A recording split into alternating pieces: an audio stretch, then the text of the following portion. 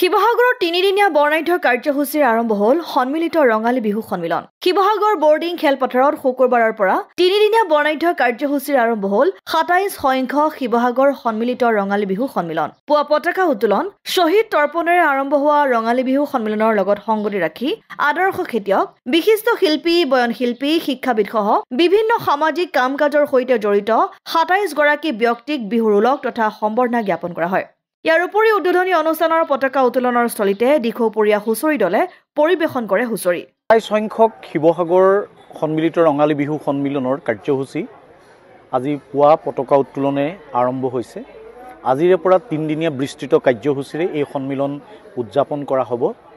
১৯৯৭ চনত শিৱসাগৰত বসবাস কৰা বিভিন্ন ভাষা ভাষী বৰ্ণধৰ্ম সম্প্ৰদায়ৰ মানুহৰ সামূহিক প্ৰচেষ্টাত এই বিহুখন গঢ় লৈ উঠিছিল আৰু ক্ৰমাগতভাৱে আমি আহি আজি ২৭টা বৰ্ষত ভৰি দিলোহি। আজি পুৱাৰ পতাকা উত্তোলন আমাৰ উদযাপন সমিতিৰ সভাপতি ডাক্তৰ প্ৰভুদ্ৰ প্ৰসাদ চেতিয়াই সমাপন কৰিছে। তাৰ পিছতে স্মৃতি তৰ্পণ কাৰ্যসূচী, যি কাৰ্যসূচীৰ জৰিয়তে আমাৰ প্ৰতিষ্ঠাপক প্ৰধান সম্পাদক প্ৰণৱজিৎ চলিহা, আমাৰ উপদেষ্টা ৰতন শইকীয়া, আমাৰ উপদেষ্টা ব্ৰজেন দত্তক স্মৰণ কৰি আৰু লগতে সন্মিলনৰ লগত জড়িত যিসকল ব্যক্তি আজি আমাৰ মাজত নাই সেইসকলক স্মৰণ কৰি স্মৃতি তৰ্পণ কাৰ্যসূচী আমি সমাপন কৰিলোঁ। তাৰপিছত সন্মিলনৰ প্ৰধান সম্পাদক হিচাপে মই নিজে শ্বহীদ তৰ্পণ কাৰ্যসূচী আনুষ্ঠানিকভাৱে সমাপন কৰাৰ পিছত এতিয়া আমি খন্তেক সময়ৰ পিছতে আন্তঃবিদ্যালয় হুঁচৰি বিহু প্ৰতিযোগিতা অবিভক্ত শিৱসাগৰ জিলা ভিত্তিত আমি অনুষ্ঠিত কৰিছোঁ। বিদ্যালয়সমূহৰ পৰিদৰ্শক শ্ৰীযুত দেৱজ্যোতি গগৈয়ে শুভাৰম্ভ কৰিব। আৰু অত্যন্ত উল্লেখযোগ্য কথা যে আজি পতাকা উত্তোলনৰ স্থলীত আমি শিৱসাগৰৰ সমাজ জীৱনৰ ২৭ গৰাকী ব্যক্তিক আমি বিশেষভাৱে বিহুৰ ওলগ জ্ঞাপন কৰিলোঁ। আৰু এই ওলগ জ্ঞাপন কৰা প্ৰক্ৰিয়াটোত ২৭ গৰাকী বিভিন্ন স্তৰৰ বিভিন্ন হিতৈষী ব্যক্তি আছে। ইয়াত বিভিন্ন ধৰ্মৰ মানুহ আছে, বিভিন্ন সম্প্ৰদায়ৰ মানুহ আছে।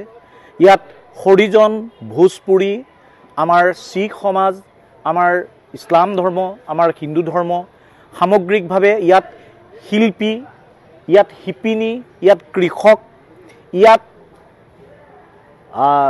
বিভিন্ন শিৱসাগৰত বসবাস কৰা বিভিন্ন সম্প্ৰদায়ৰ জ্যেষ্ঠ ব্যক্তিসকলক, যিসকলে সমাজৰ হিতৰ কাৰণে অহৰ্নিশে কাম কৰে, তেনে ব্যক্তিক আমি বিহুৰ ওলগ জ্ঞাপন কৰিলোঁ।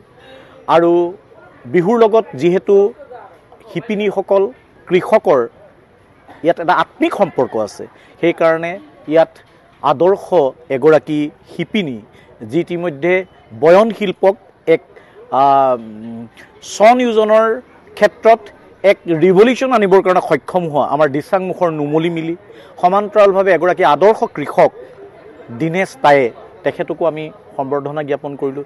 ইয়াত লোকশিল্পী, ইয়াত দ্বিজেন গগৈ, সমান্তৰালভাৱে ইয়াত আমাৰ গণশিল্পী হেম শইকীয়া, ইয়াত শিৱসাগৰৰ এগৰাকী বৰেণ্য শিক্ষাবিদ আমাৰ সোণাৰাম বৰুৱা ছাৰ, আমাৰ হৰিজন সম্প্ৰদায়ৰ এগৰাকী ব্যক্তি দিলীপ বাজপৰ, তেওঁ আজি ৩টা দশক ধৰি তেওঁ মানৱ সেৱাত নিয়োজিত হৈ আছে। শিৱসাগৰৰ অসামৰিক চিকিৎসালয়ত মৰণোত্তৰ পৰীক্ষাৰ সময়ত তেখেতেই অগ্ৰণী ভূমিকা গ্ৰহণ কৰে। সেই হৰিজন সম্প্ৰদায়ৰ আমি দিলীপ বাজপৰকো ইয়াত আজি বিহুৰ ওলগ জ্ঞাপন কৰিছোঁ। সমান্তৰালভাৱে শিল্পী ইয়াত দুৰ্লভ বৰা, আমাৰ ৰূপকোঁৱৰ জ্যোতিপ্ৰসাদ আগৰৱালাৰ জীয়াৰী জয়শ্ৰী চলিহা বাইদেউ আমি সম্বৰ্ধনা জ্ঞাপন কৰিলোঁ। ইয়াত আমাৰ শিল্পী, ইয়াত সুৰকাৰ গীতিকাৰ আমাৰ সুৰুজ পাতিৰি, আমাৰ দেৱ হাজৰিকাকো আমি সম্বৰ্ধনা জ্ঞাপন কৰিলোঁ। আৰু আমি বহুজনক আজি বিহুৰ ওলগ জ্ঞাপন কৰাৰ পৰৱৰ্তী পৰ্যায়ত যিটো আন্তঃবিদ্যালয় হুঁচৰি বিহু প্ৰতিযোগিতা হ'ব, এই কথাটো এটা অনন্য অনুষ্ঠান। কাৰণ বিহু আমাৰ পাঠ্যক্ৰমৰ আধাৰ হ'ল। নতুন শিক্ষানীতিয়ে বিহুক আমাৰ উচ্চতৰ মাধ্যমিক স্তৰত এটা বিষয় হিচাপে, এটা পাঠ্যক্ৰম হিচাপে ইতিমধ্যে ইয়াক সন্নিৱিষ্ট কৰা হৈছে। আমাৰ শিক্ষানুষ্ঠানত বিহু দল গঢ় লৈ উঠে, তেওঁলোকে বিহু মাৰে, কিন্তু তেওঁলোকক বাহিৰত কোনো মঞ্চ নিদিয়ে। আমি এই সন্মিলিত ৰঙালী বিহু সন্মিলনৰ ৰূপালী জয়ন্তী বৰ্ষৰ পৰা আমি তেওঁলোকক মঞ্চ দিছোঁ। আন্তঃবিদ্যালয় হুঁচৰি বিহু প্ৰতিযোগিতাত ইয়াত ৫০ৰো অধিক দলে ইয়াত অংশগ্ৰহণ কৰিব বুলি আমি আশাবাদী। আৰু অন্যান্য কাৰ্যসূচী আছে, বৰ বিহুৱতী, সৰু বিহুৱতী, মৌ কুঁৱৰী, ইয়াত চিত্ৰাংকন প্ৰতিযোগিতা, বিহু সংস্কৃতিৰ বিষয়ে কুইজ প্ৰতিযোগিতা, সমান্তৰালভাৱে আমাৰ সামৰণি অনুষ্ঠানত সাংস্কৃতিক সন্ধিয়া আমি অনুষ্ঠিত কৰিছোঁ, য'ত অসমীয়া প্ৰতিদিন কাকতৰ সম্পাদক, অসমৰ এগৰাকী বিশিষ্ট সমাজ হিতৈষী ব্যক্তি শ্ৰীযুত জয়ন্ত কুমাৰ বৰুৱাদেৱে সাংস্কৃতিক সন্ধিয়া উদ্বোধন কৰিব। আমি সমূহ শিৱসাগৰবাসী ৰাইজক আমাৰ এই সন্মিলনৰ আটাই কাৰ্যসূচীতে সহযোগিতা আগবঢ়াই তেওঁলোকৰ উপস্থিতিৰে আমাক কৃতাৰ্থ কৰিবৰ কাৰণে আমি মুকলি আহ্বান জনাইছোঁ।